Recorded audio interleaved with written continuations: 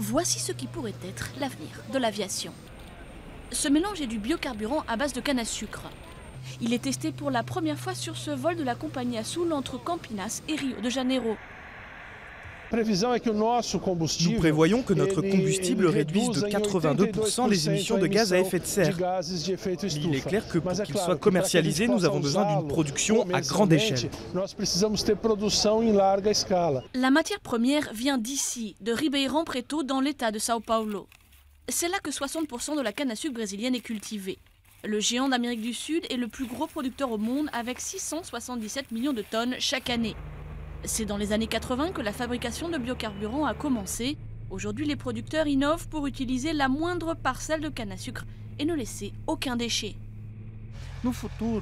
À l'avenir, l'activité peut évoluer pour faire de l'éthanol à partir de ce matériel-là, biologique, mais aussi brûler cette paille pour fabriquer de l'énergie électrique. Et la bagasse, le reste de la canne à sucre, une fois qu'on en a retiré le jus, pourrait être utilisé pour un éthanol de deuxième génération. La production de canne à sucre pour fabriquer du carburant reste controversée. Pour les écologistes et les défenseurs des droits de l'homme, elle est synonyme de déforestation. Surtout, elle consomme des terres qui pourraient être utilisées pour nourrir la planète et juguler la hausse des prix des matières premières agricoles. Il y